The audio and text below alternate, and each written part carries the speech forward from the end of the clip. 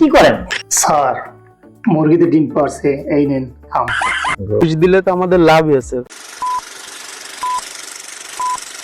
Sir আমি জগলু ঠিকাদার, একটা কাজ বের হয়েছে, আমি ধর নেতার ছোট ভাই।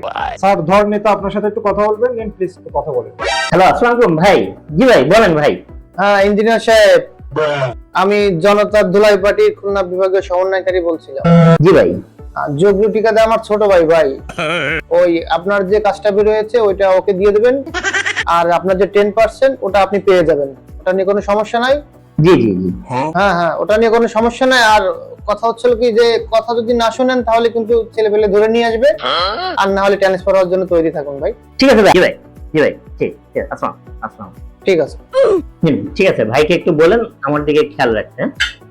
স্যার ধর ভাইকে যদি বললেন ইজিবি টেন্ডার, আপনি তাকে কিভাবে দেবেন? আরে পাগল, ইজিবি টেন্ডার তো রোবট না, আর না দিলে তো আমার চাকরি থাকবে না। চাকরি তো বাঁচাইতে হবে, আর তারপরে বাকিটা আছে বস। স্যার কাজটা পেয়েছি, আপনাকে অনেক ধন্যবাদ। আমরা কাজটা শুরু করে দিয়েছি। স্যার আমরা এই ধর ভাই যে বলেছিল যে 10% কমিশনের টাকা, সেই টাকাটা কি করেন ভাই? আমি এসব ধরি না। আপনি এগুলো আমার কাছে আনেন না তো, আমি এইসব ঘুষ টুস খাই না ভাই। আপনি এক কাজ করেন, আমার যে ছেলেটা আছে ওর সাথে যোগাযোগ করেন। আমি এগুলো ঘুষ খাই না ভাই। আচ্ছা ঠিক আছে স্যার। ভাই এখানে 10% 5.5 লাখ টাকা আছে, স্যার আপনার কাছে দিতে বলছি। আচ্ছা ঠিক আছে। স্যার মুরগিতে ডিম পারছে, এই নেন খাম। গুড। আচ্ছা শোনো, ওই যে ও যদি যা কাগজপত্র রাস্তা চায় জি সব দিয়ে দিও, বুঝলে? ঠিক আছে, আর কোনো ঝামেলা করার দরকার নেই। এমন হলে সেগুলো করে দিও, আমার কথা শোনো। আর বলো স্যার এসব টাকা পয়সা খায় না, ঠিক আছে? ঠিক আছে স্যার। এই রডের দোকানদার করিম মিয়া বলছেন? ভালো আছেন? জগলু ভাই বলছিলেন? জি হ্যাঁ আমি জগলু ঠিকাদার বলছিলাম। করিম ভাই, আপনি কয় নম্বর রড পাঠাইছিলেন আমার ওখানে? বলছিলাম যে হ্যাঁ, আগে 1 নম্বর রড দিয়েছিলাম আর সিমেন্ট দিয়েছিলাম 1 নম্বর।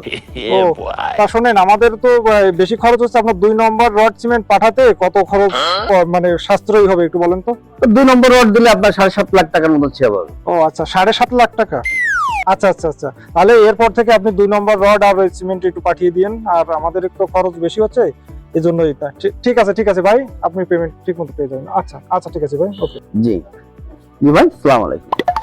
ঘুষ দিলে তো আমাদের লাভই আছে। ওখানে 5.5 লাখ টাকা দিলাম, এখানে এখন 7.5 লাখ টাকা আসতেছে, লাভ আর লাভ।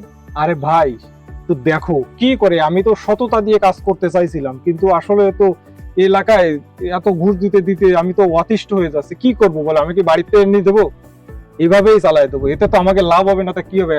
দেখো না, রামের করব যেদিক যায় সেদিক কাটে। ঠিক আছে, আমার মতো ইঞ্জিনিয়ার কেউ হবেন না। আপনারা সাধারণ মানুষ যেভাবে ঘুষ নেয়, এ সকল ঘুষ একসময় জগলু ঠিকাদার যে কাজগুলো করে, এই কাজটার মান খারাপ হয়ে যায়। জগলু ঠিকাদার কিন্তু লস করবে না। জগলু ঠিকাদার ঠিকই 1 নম্বর রড দিয়ে যখন কাজ করবে, তখন সে কিন্তু 2 নম্বর রড দিবে যখন চাঁদা নেবে। সুতরাং এভাবে আমাদের এলাকার কাজের ক্ষতি আমরা করব না। সুতরাং আমরা সকলেই এলাকার উন্নয়ন করব, এটাই চাওয়া পাওয়া হোক সকলের।